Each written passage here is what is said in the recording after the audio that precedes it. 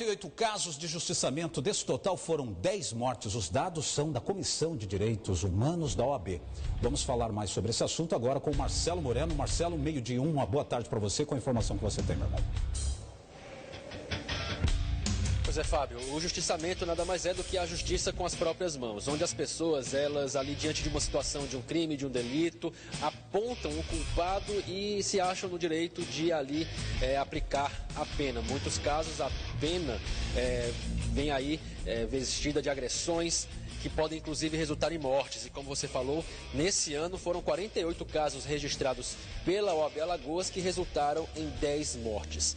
Vamos repercutir esse assunto, vamos entender melhor sobre o que é justiçamento com o Ronaldo Cardoso, ele que é integrante da Comissão de Direitos Humanos da OAB. Ronaldo, boa tarde, bem-vindo ao Plantão Alagoas. A lei especifica o crime de justiçamento? O que é que diz a nossa legislação quanto a isso? Boa tarde. Então, o Código Penal brasileiro ele não traz uma conduta específica para tratar dos linchamentos, mas existem o crime de lesão corporal, de homicídio, de tortura, que por vezes o linchamento, o justiçamento envolve uma tortura prévia até o cometimento da lesão. Também existe o crime de exercício arbitrário das próprias razões, que é quando a população suplanta o direito da justiça de agir, como é o caso do linchamento. Agora, esses dados que foram coletados, 48 registros até o presente momento, chamam a atenção.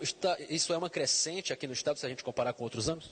Então, a gente percebe, na verdade, essa curva crescente, né? Na verdade, é uma constante que sempre crescente, né? Os casos, ao invés de diminuir nos últimos 5 anos, eles continuam aumentando.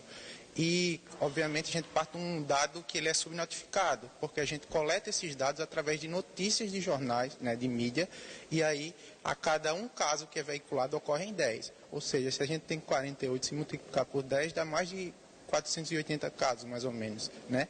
E isso demonstra uma subnotificação e é um número preocupante, porque além das 48 ocorrências, existem 10 mortes, né? Ou seja, 10 vidas foram ceifadas, sem saber se de fato essas pessoas estavam passando no local e foram confundidas com um suposto criminoso e atacadas, né?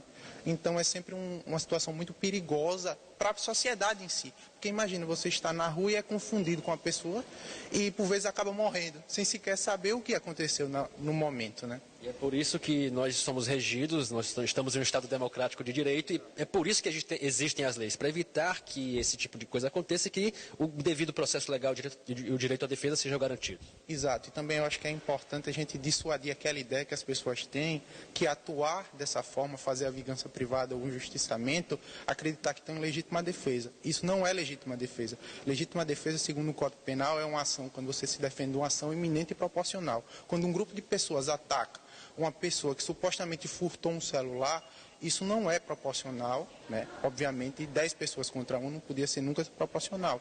E a agressão já foi cessada, não é iminente, ou seja, isso não é legítima defesa. Bem como, né, o caso de pessoas que depois de vários dias acabam matando um desafeto ou uma pessoa que acusaram de furtar algo delas. Isso também não encontra amparo legal nenhum. Na verdade, isso é um crime que gera outros crimes, né? Não resolve o problema e continua a difundir a violência por toda a sociedade. Ronaldo, obrigado então pelas informações, pela entrevista aqui no Plantão Alagoas. Fábio, a gente encerra por aqui, lembrando inclusive que tivemos um caso recente e de grande repercussão lá no Benedito Bentes, onde o padeiro Valmir Herculano foi, enfim, teria sido confundido, de acordo com a polícia, com um assaltante. 4 pessoas agrediram o Valmir, espancaram em via pública.